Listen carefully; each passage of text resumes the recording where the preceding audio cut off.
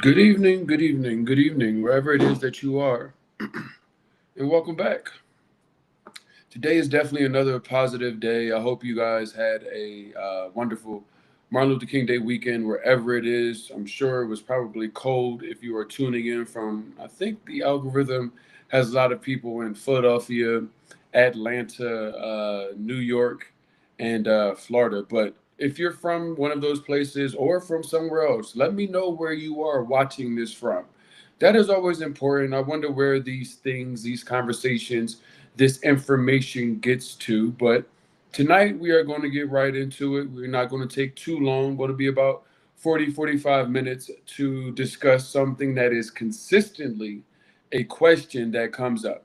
It may be a question for you, the person that is looking to move abroad, or it might be a question that you consistently see in the travel groups, in the Exit America groups. It is a question that should be at the forefront of how can I sustain life abroad? So I need you, if you are the person that is looking to move abroad, stay right here. If you are not the person, or you know somebody else that needs to have this conversation, that needs to hear how they can make money, some realistic understandings regarding finances and where they go and how they go, wherever it is that you may be looking to go, make sure you send this to them. This is a conversation that is on the docket for the 21 days of relocation. This is the reality check. The reality check that you need to hear before you actually go to leave. A lot of you guys are just packing your bags and rolling out and saying, hey, this is my year. This is the year that I move abroad. But the research that you've done might not have been the right research. Yes, you probably found where you're going to go. You might have even found a place to go in said country. But you guys are not often prepared for a lot of the privileges that you may have that you have never been able to exercise. That also comes into a financial perspective, access to certain dollars, which surrounds this conversation tonight.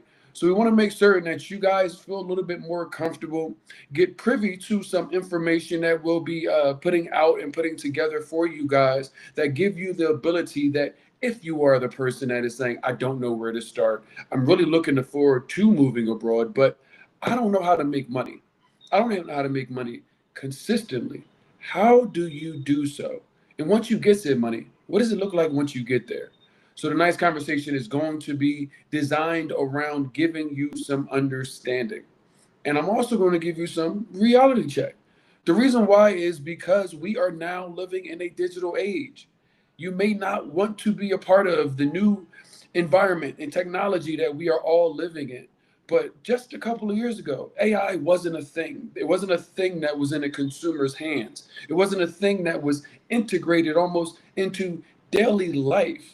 You could be a content creator, but before AI versus after AI are two different things. You could be a normal person and none of these things would have been on your radar to use, yet AI is shaping our lives. I bring all of that up is because efficiency and effectiveness and doing a job in a digital age where you're seeing AI replace human jobs, now you're looking at possibly moving abroad, but how do I make money? We went through the pandemic. Most of the people that are Americans went through the pandemic, unless you weren't there. But everybody from a global perspective also went through the pandemic. Certain places and certain pockets regarding the pandemic had different rules. Different states in America, never mind different countries, had different rules and movings around in regards to what you could or could not do in the pandemic. One of the things that actually came out of the pandemic was remote work. So many people have been in the traditional box of going to work, waking up, getting in their car, driving to a job, sitting at their office, their cubicle, wherever they do, whatever it is, hat that they have, and going there and then doing their job at a location. There were some people that had the remote opportunity before the pandemic and were wrapped their heads around what remote work looked like. But I would say the average person, majority of us, were not in a scenario where remote work was a thing. Retirement and moving abroad, those things were one and the same. You know, you only could move abroad if you were retired. But the pandemic ushered in a very unique scenario. One, people start getting computers to go home with, Companies were ordering internet devices so you could have business internet at your house to do your job. Some places shuttered their doors forever. They never returned back into the office. Yet we came through a situation where it was a brand new concept with this remote work for everybody to okay, now we all have to go back, or some of us have to go back into the office, to maybe it's a hybrid scenario. But the number of remote work jobs versus a time where we saw an extreme boom and an extreme thirst for companies to want to do those things, it's not as prevalent now. So what do you do? What do you do when the remote jobs aren't really that abundant anymore? Maybe you've applied to a bunch of them and no response, no return, no, not even an interview. So many of you guys may be in a scenario saying, hey, whether it's healthcare, my kids, I have to move abroad because I can't afford to stay from a financial perspective. It's not safe. And you're like, I need to go, but I need to make money. Money is a weird thing because so many of us do have a little bit of dollars. Maybe you have some savings. But the American experience doesn't really give you the global value of money. And it's not until you get onto the other side of the TSA that you're often able to see what money could do for you. And I don't mean money in anybody's money. I mean US dollars, euro. These things may have you looking at a struggling situation or things be tight in the United States, yet you take that exact same dollar amount that you make, that exact same amount. Now, I don't know what you make, so it's on you. So I'll just say a number. But if you make $30,000 a year, it may afford you a certain lifestyle in the United States. Yet the $30,000 a year in other countries, depending on where you go, may afford you a completely different lifestyle. But that depends on so much. So when we talk about people that are looking to move abroad, maybe you haven't touched a computer since college. I graduated college in 2009. You guys don't know I'll be 39 this year. And that's important is because I had a job and a career that I maneuvered around a computer. Microsoft Excel, Office of the entire Microsoft suite. I know my way around that. I know my way around even other functions on the computer because I haven't been in a scenario to stop working with computers. But some of you may be in a scenario where you have, depending on even if you're in the healthcare industry, thinking that the healthcare industry is a global industry, which is true. But the cost and what it is that you're paid is, which is very well in the United States versus what you could do and get into as far as healthcare and the cost and value of it to you in your new destination, two different things. So you got the subset of people that haven't touched a computer in a while and saying, how do I wrap my head around remote work? What do you do? First thing and the most elementary thing is start to utilize a computer. Whether you want to be or not, you are in a digital age. Everything is done on the phone, everything is done on the tablet, everything is done on the go. When's the last time you went to a place and filled out an application in person? Went to somewhere and filled out a resume, printed out your resume on resume paper, and then walked around to multiple places to see if they were hiring. That's not the case anymore. So you have to realize whether you have been on a computer or have not been on a computer that you live in a digital age. So if your skills aren't good and you don't have a lifetime pension and you're still in the how do I make money to sustain my life, you are going to need to have a certain level of computer skills. That's just the truth. Because all of the different avenues that we can get on tonight and talk about are all going to come down to what you are willing to do with regards to technology. Yeah, so some of you guys, maybe my parents' age. My parents are 60, 68, 69, mom and dad. And I know they know their way around Facebook. Yet, if I had to ask my dad what Control Alt Delete does, and that's just bringing up the tax manager, that he would have a hard time. And I'm saying that is because you, no matter what age, may have a scenario where you're like, I haven't touched a computer, so it's really difficult for me. Well, how are you going to have a remote job? Unless you make money and you have a business where all of it is just on the phone and the only thing you need is the phone, kudos to you. This conversation is probably not for you. But right now, I want to talk to the people that have not touched a computer in a while. One thing you do need to know is your key is definitely going to come down to, can I make money, but how do I make money consistently? And it's going to be online in some way. One of the things I tell people about the weapons that we Americans have that aren't really that useful to us. And there are weapons because you can get on the other side of the TSA and utilize your US dollars in a way where it could be weaponized. You could utilize your passport and the ability to maneuver around the way with certain access and alleged privileges and it be weaponized. But one of the biggest things is the access to the US dollar. You remember that $30,000 I mentioned that on a United States scale might not afford you the life that you want? Yet, if you were to monetize or essentially globalize what you and how you make that $30,000, your life can automatically change in a number of the places that are the top expat destinations in the world. One other thing, when you consider, well, let's put it down to a number like 30,000, is that one that everybody has been chasing. And, now a lot of people have, I won't say a lot of people, but a number of people have gotten to the six figures, the $100,000 number, and realized that it, by the time you got it, the cost of everything went up. Maybe $100,000 is perfect for you. But many of them are, many, especially in big cities, are receiving this and obtaining this, and it's still consistently looking at like maybe you're not one paycheck away, but maybe you're two paychecks away. These things are important to realize because you got to understand where you are and where your goals are when it comes to how much money I need to make this move abroad. These things are important because the lifestyle, the $100,000 lifestyle that you're thinking, and you do need to have and get to that number in the United States, you may be in a scenario where that number is not what you need to afford the actual lifestyle that you want. You're like, well, what do I want?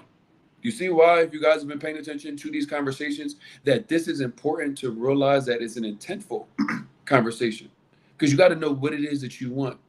Now, you can come to Medellin, you can come to Cartagena, you can come anywhere, Colombia, Mexico, Panama, and spend like you weigh. So you could spend as much money. If you say if you spend $10,000 a month and it's only getting you whatever lifestyle that you're saying, I want to increase my lifestyle, well, you can come down out of the United States and spend exactly $10,000. I know. America said the places that you have on your radar are third world countries. I know that. But let's get that vocabulary out of your head. But even if you still had to utilize that terminology, people still have money in almost any third world country. So make certain you're realizing that you can have that things that I see on the internet. I'm now a part of the 1%. Yes, 30 to $40,000 might not be anywhere close to the 1% in the United States, but on a global scale, it is. So when you are looking at what jobs can I do, how much do they pay?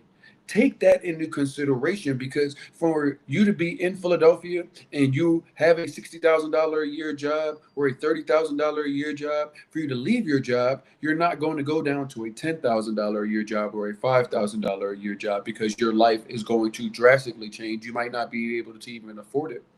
But with the right intent and the right understanding of where you are going in this, what do I do as far as for work scenario, you'll understand how far your US dollars go. The dollars that you can make that are the digital dollars, the ones that you can make online, working for a corporate company, the ones that you can make being into entrepreneurial scenarios. And I'm starting to see so many people become creative, and I love to see it because it comes down to a scenario where you're at a crossroads. Do I stay and run on this path that I'm in America, or do I leave with some sort of plan? But let me do something that isn't in the box. Let me do something and look at who I am and what it is that I want out of life. Because a lot of people are starting to become entrepreneurs. Because if I have to stay in America and work for somebody just to be alive, I'd rather go just do it on my own. Now, don't get me wrong, because everybody can't work for nobody can work for themselves. A lot of people do have the entrepreneurial spirit, and maybe it is you. There are a number of different avenues for you to take if you are an entrepreneur. I will talk specifically at first about the people that are looking for the corporate jobs because that's a little bit smaller conversation. There are global companies that you do and can have access to from a corporate perspective. Yes, there are some. No, you do may need to have specialized skills. You may not have the ability to have such a broad base of skills. But one thing that I'm seeing around here is that there are more businesses that were started by an entrepreneur looking to hire either local talent or local people that are remote workers. So you have to keep your eyes on and get out of the traditional box of what opportunity and jobs look like. Even if you're in the corporate environment, there are many tech companies that are coming up. I got a homegirl, she works in cryptocurrency security. You know, you have to keep your options open. But many of these things come down to the ability to utilize a computer. You not having the ability to navigate a computer is going to hinder your ability to get a remote job for a corporate person, a small business that maybe the owner may live abroad already and is American, but is hiring other Americans that live abroad because he knows what it's like or she knows what it's like. Those things are definitely doable, just more difficult to navigate. LinkedIn does, I will tell you guys, they do have remote work recruiters, but the window on the number of applicants, excuse me, the window on the number of jobs versus the number of applicants for corporate without special tech skills, it is dwindling. So you're going to have to be specific. You can go in Indeed and everything else, but there's many caveats when looking into the remote workspace as well. Because those things say, yes, you can work anywhere in the 50 continental United States. But what about out of the United States? How many jobs are there and that are going to be hiring when you're ready to go? So I told you, not everybody can be an entrepreneur, and I'm not one to convince anybody, you or anybody else, on something that they don't want to do. If you don't want to do it, don't do it. But to the people that are in a scenario where they're like, oh, what corporate job can I get? What are your computer skills like? What do you think is traditional and how much money it is that you need to make? Because if you go on Indeed and set your little cursor to 50, 60, $70,000 a year jobs, but that's just from your American lifestyle and thought process when you could probably make 30 to 40,000. Not saying for you to just get less money. If you can go get more money, great. That's where you want to go. Go. But you're talking about whether or not you can go out of the United States and have money coming in or leave. You also need to know where you're going to go as well because that is going to dictate how much money you do need to make. Colombia just went up 23%. So it went from almost $1,100 to I think around almost $1,400. You need to show $1,400 a month. Now, in the United States, that may be easy to get for some people, but it may be difficult, especially when you consider if that was a retirement and you don't get any more, that could change things. So understanding, how much money you need to make and where you're going is going to, from the corporate perspective, dictate what kind of job you're going to go look at, what kind of job you're going to go apply for. $80,000 might have been your lowest asking number in the U.S., but I can go live on $40,000 and maybe have a better life than $80,000 in some of these major cities. Thank you very much. So run into what it is with understanding. I can't tell you what your hats are. This is not an individual conversation. This is a group conversation.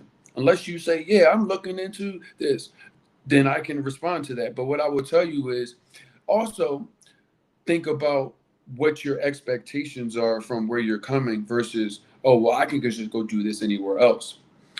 Doctors, electricians, handymen, plumbers, teachers. Well, there's no money in being a teacher in the United States anyway. Like some teachers are paid, but the percentage of them, my mother is a teacher, like it wasn't a lot of money to go around. Now I know this is gotten a little bit better, but I still know teachers are underpaid in the United States. So many people, when they say, "Oh, well, what should you do when you go move abroad?" They say, "Well, you should just teach English." And I have an English degree. I got a 4-year English degree. I don't have any certificate stuff because I was never into teaching English at all. But many of you are saying, "Well, I could just go teach English there. I speak English well." Well, what do they pay? I looked it up the other day. In Colombia, you can be paid anywhere from $600 to $1,500 a month as a Colombian teacher. Now, other places will give you higher wages, but where are they at? My homegirl from high school, she is literally in Qatar. I have a. It sounds like I'm saying it wrong when I say Qatar, but and that's what it is. But I feel like most people will know when I say Qatar. Similar, like if you say, "Do you want to go get some pho?" and most people are like, "You mean pho?" It's kind of the similar, same scenario. But she has left the Philadelphia school district and went over to Qatar, and she's been working over there as a teacher. I remember her talking to her, and she was saying, I'm paid about the same amount that I was in the United States, but things are cheaper. Plus, like housing is included.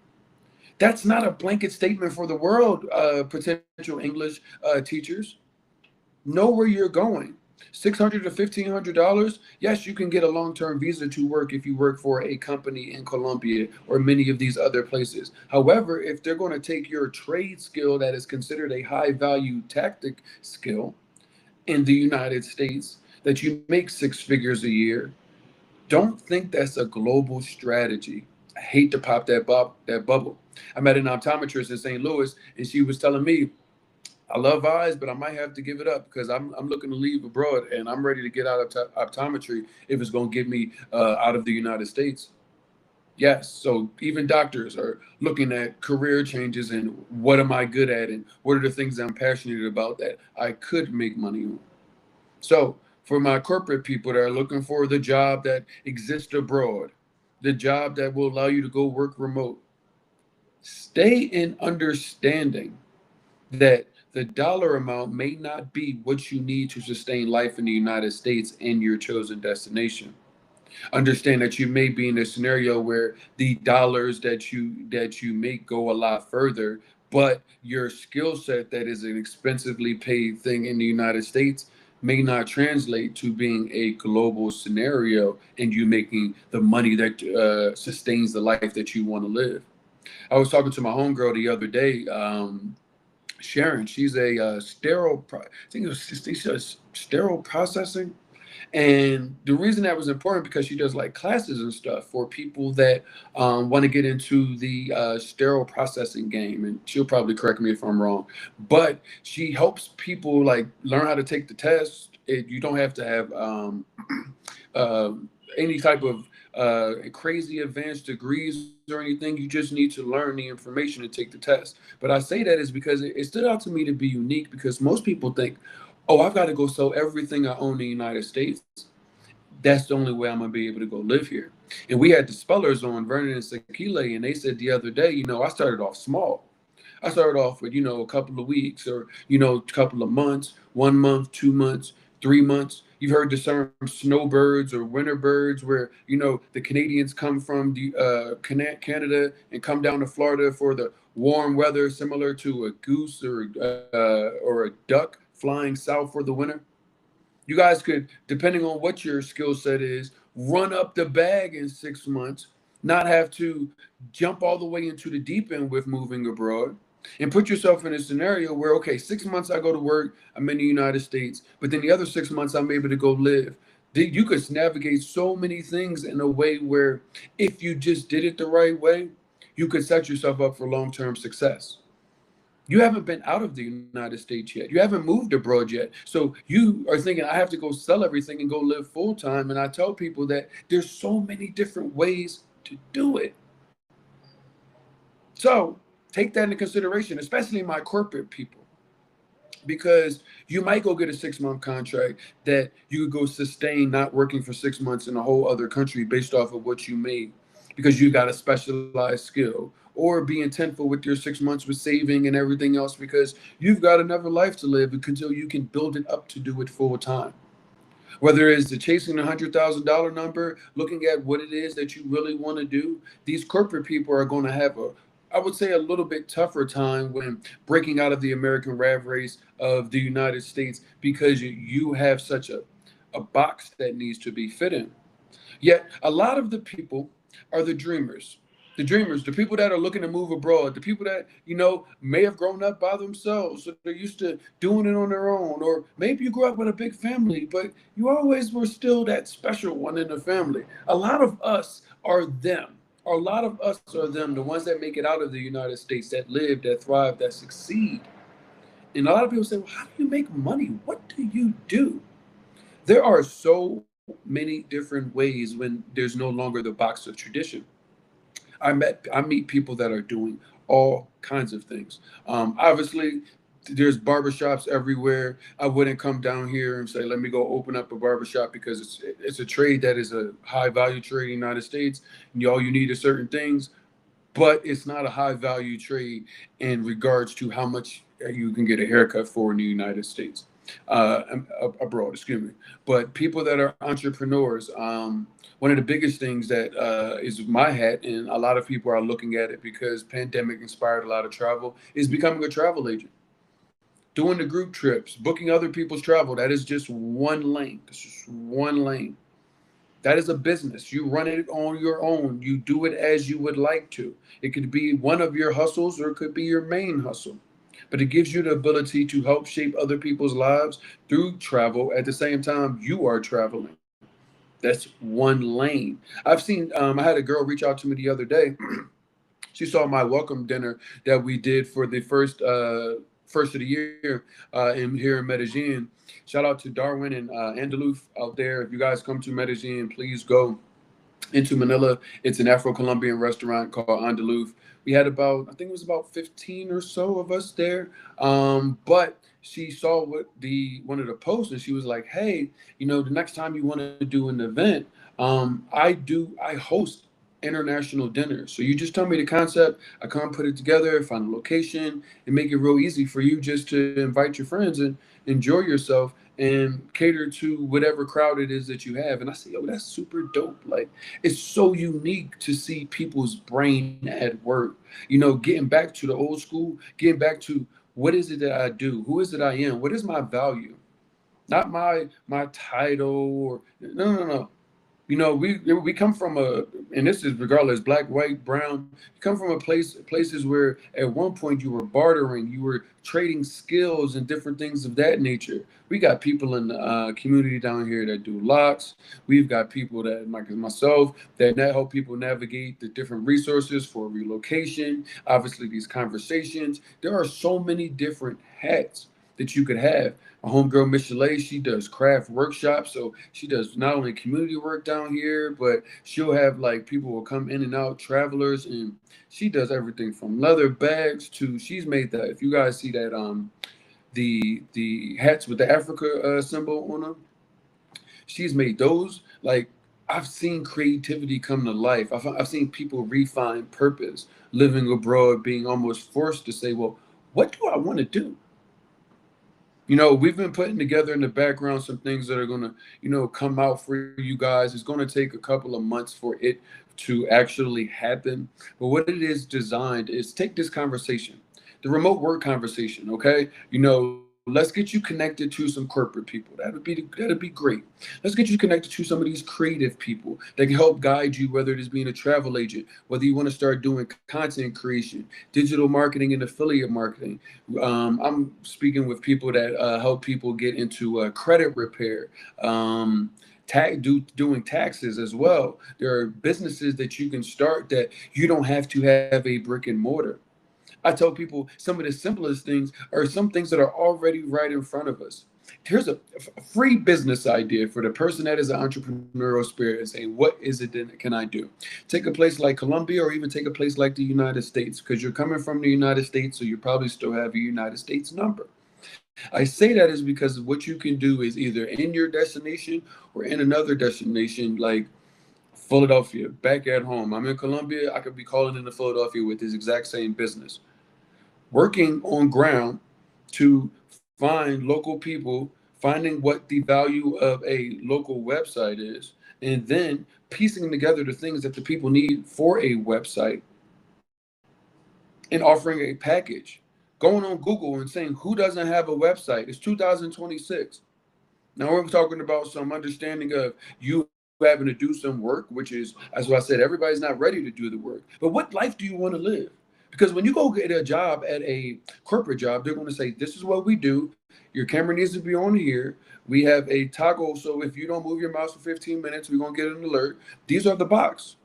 A lot of you are breaking out of the box that is America. So that's why I said, think a little bit bigger. Bringing the resources together from a corporate side is going to be valuable to the people that want to stay in tradition. It's not a problem to do so.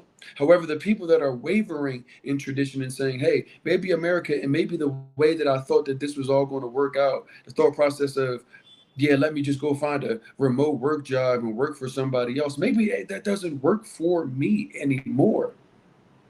So bringing together resources that will allow you to shape the conversation. But one of the biggest things that I think it'll be important for you guys is not just conversation. Because some of you have shout out to Dante, my man Dante Mora. He came out with a book. I know it was about being having paralysis analysis, things like stop procrastinating. Dante, forgive me, but so many of us have paralysis analysis, and we can't we don't know what to do, so we do nothing. We think that it's only one way to do something, so that's what we just keep doing, yet we get what it is that we have, and that's maybe a lot of nothing. So when it comes down to showing you the different resources, bringing to you the experts, the people that can help mentor you after the conversations are had, and showing you what is possible, I want to present a scenario where you guys can do some work for yourself, because a lot of this is going to come down to what you do for yourself. If you're new here, you don't realize that I talk about a lot about intent. What is your intent? Even when picking a destination, what is your intent? Do you want to just be here for a little bit, or do you have long-term intentions? Do you want to stay for is this your forever place, and how do you know?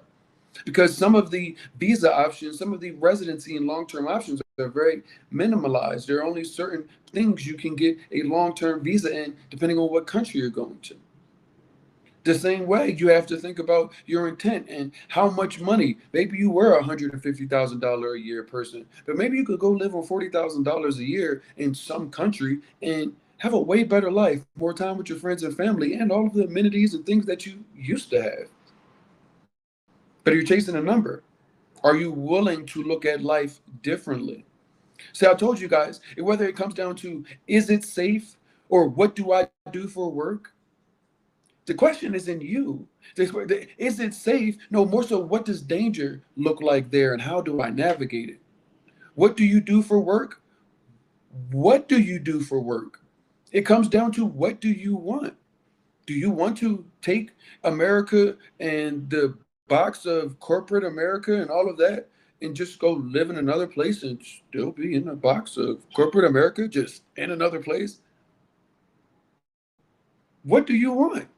Do you want to take that hobby that you've been just being barely able to get any type of time to do in the United States, and figure out how you could make it into something where you could impact the lives of others with something that puts a smile on the end of on your face at the end of the day, while still sustaining you a life? What do you want?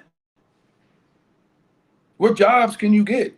You're saying you're escaping the American rat race, that you're running out asking, can I get a job that somebody's going to have me in the same exact box? Already at a place where remote work is not that big. So consider these things. Wrap your head around it. Understand that what you want to do, your remote job, your ideal remote job may be the one that you create. That English job that you've been chasing, it might not pay you much money. You had dreams to travel and go do this. Maybe it does. Maybe you got to go live all the way in Thailand just to be able to afford that. Come to Colombia, it's only going to give you $600 to $1,500 a month. I mean, you can live off of that here, but I don't know about how much traveling you're going to do. What is your intent? What are your goals? Why did you even think about typing in relocation, moving abroad? Did you write it down? Do you know what you're leaving? Do you know what you're looking for? What you're looking for could give you the opportunity to say, maybe I shouldn't go be in a remote work job in a corporate environment. That bald dude might have been right. I need to go look at what it is that I want to do with my life. Because you probably haven't asked your damn self that since you were a child. Now you are at a crossroads, say, I need to give up everything, but I don't have a job. And it's like, maybe you should just build your business so that you don't have to bring that baggage with you. That I gotta go commute, or I gotta jiggle my mouse every 5 minutes because some tight ass is on up my butt. Or I gotta make certain that they don't know that I'm in the United States. I'm supposed to be in Colorado. What you want? I don't know. So the remote work thing, don't worry, we're working on that. Bringing on continued resources. I talked to Vernon the other day.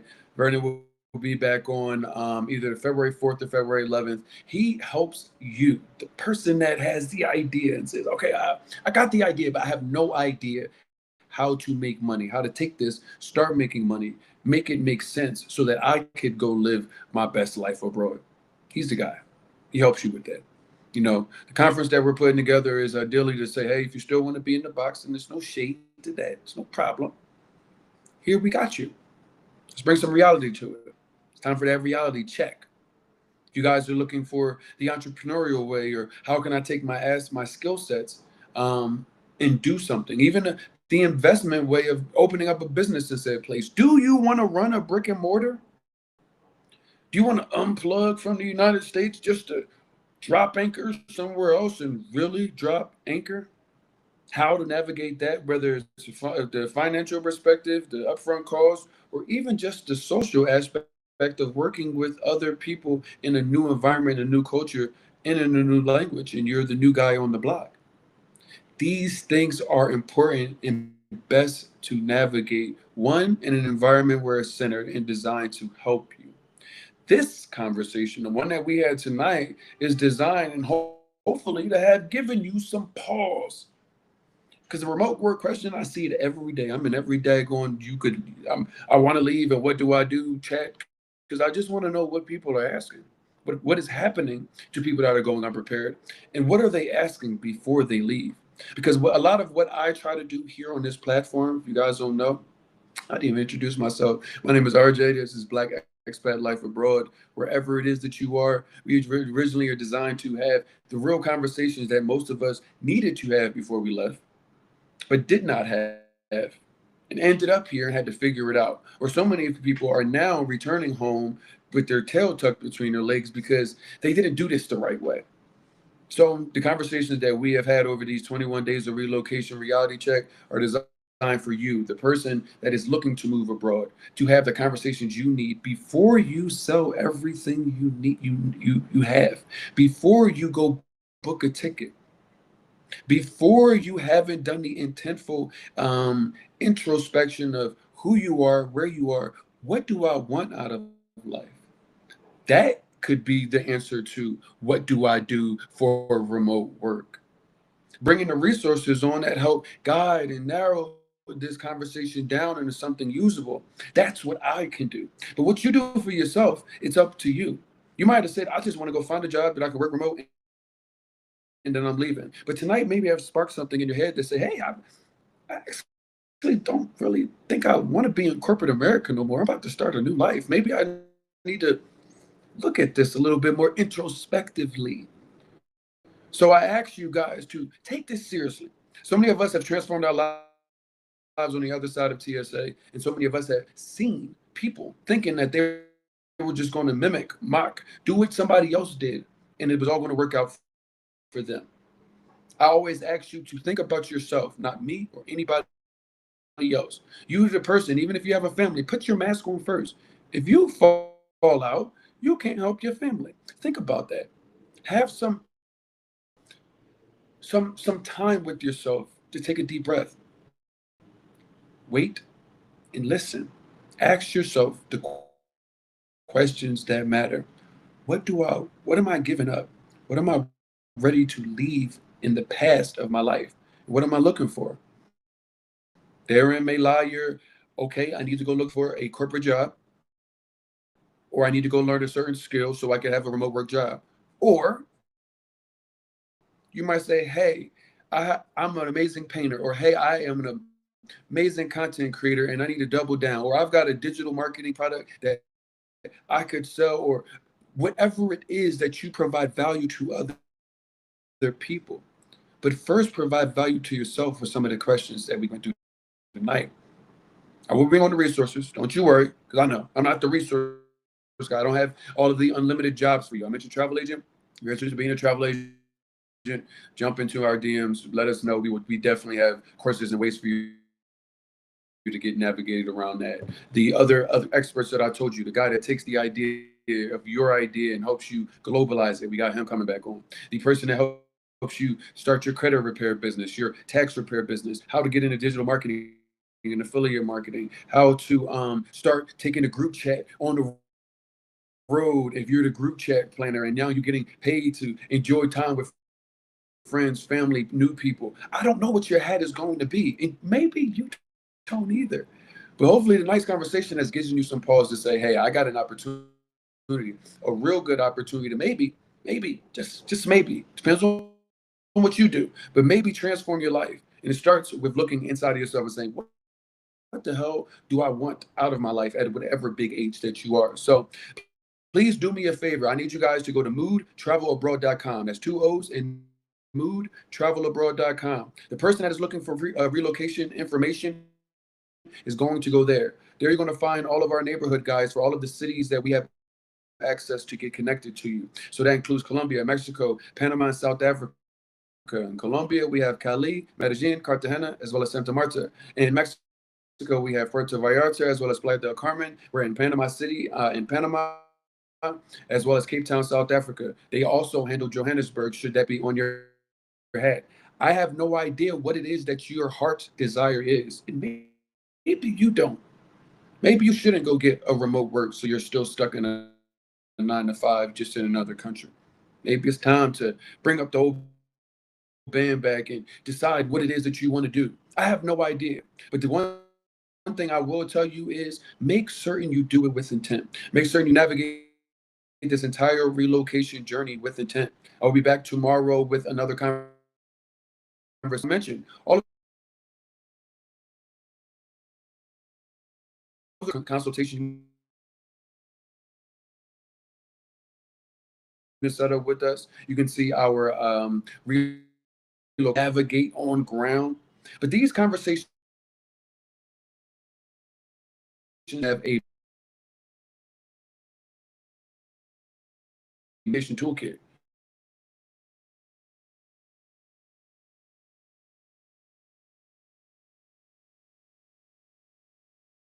And I'm just going to take that on the globe. I prepared you fully